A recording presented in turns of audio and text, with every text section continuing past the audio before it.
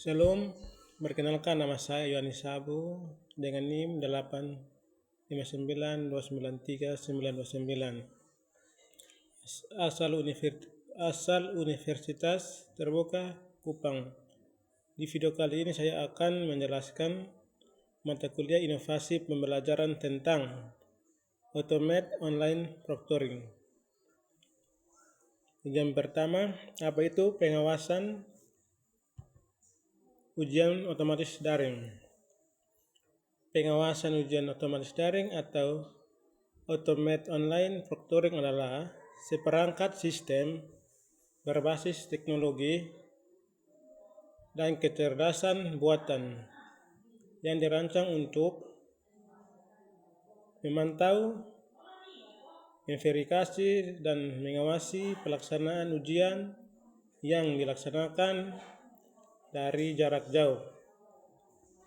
Sistem ini berfungsi menggabungkan proses verifikasi identitas peserta, pemantauan perilaku selama ujian, hingga pencatatan indikasi ketidakjujuran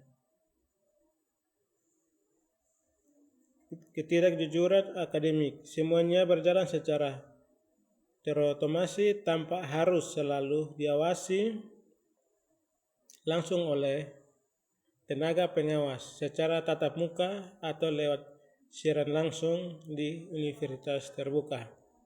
Sistem ini terapkan untuk menjamin bahwa pelaksanaan ujian tetap terpercaya, adil, dan berstandar meskipun peserta tersebar di seluruh wilayah Indonesia.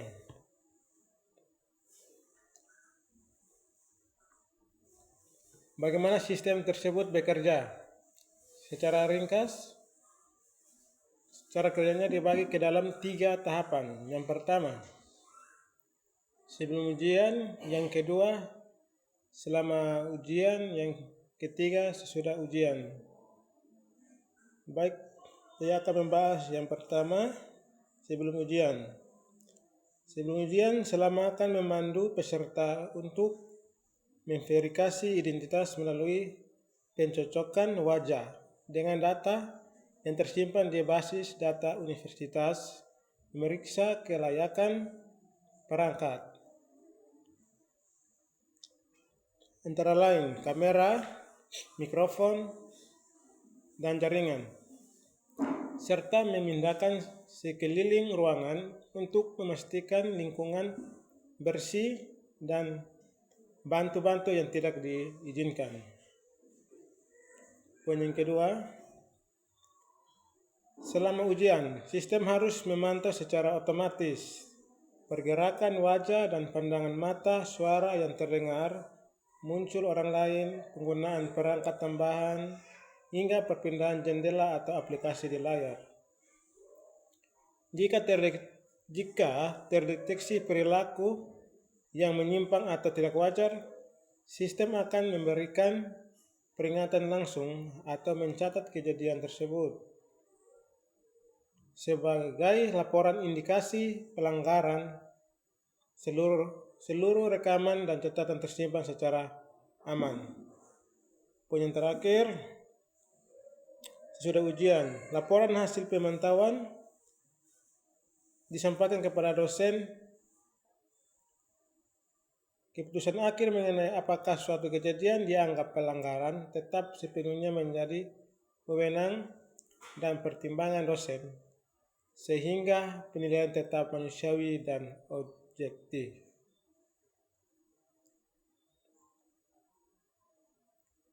Sekarang kita akan membahas tentang manfaat dan menjaga integritas. Manfaat dan menjaga integritas akademik. Penerapan sistem ini memberikan dampak nyata dalam menegakkan integritas akademis, antara lain menjamin kesetaraan dan keadilan. Semua peserta diawasi dengan standar yang sama.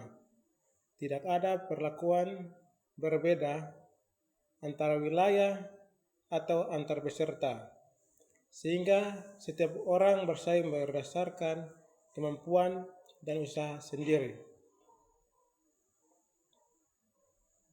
Poin yang kedua,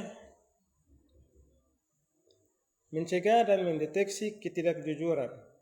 Sistem bekerja secara konsisten dan terus-menerus sehingga mengurangi peluang melakukan kecurangan seperti bekerja sama, melihat catatan, atau meminta bantuan pihak lain.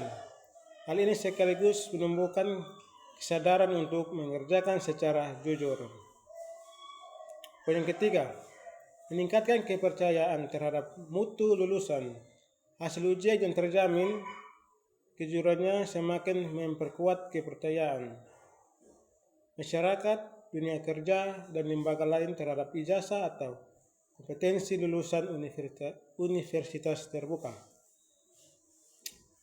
Poin yang berikut, membangun budaya akademik yang berintegritas.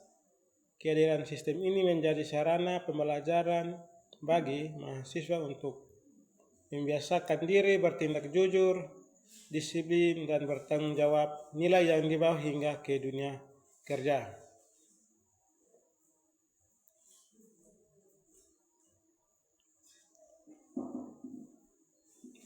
Yang berikut, bagaimana universitas melindungi privasi mahasiswa.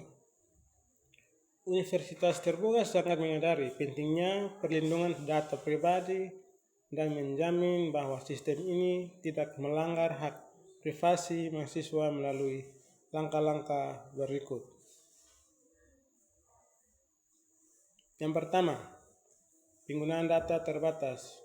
Seluruh rekaman, gambar, suara, dan data yang diambil hanya digunakan semata-mata untuk keperluan pelaksanaan, pemantauan, dan penilaian ujian, tidak untuk tujuan lain.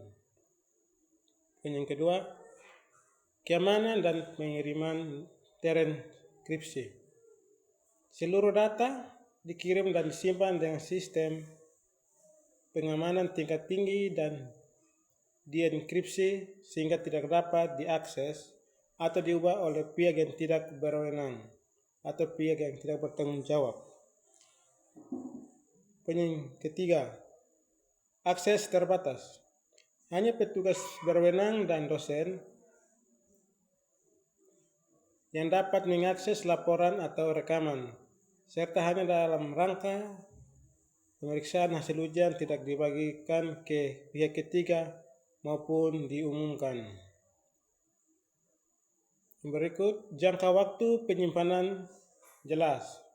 Data dan rekaman otomatis dihapus dari sistem setelah masa penyimpanan yang ditetapkan berakhir sesuai ketentuan perlindungan data pribadi.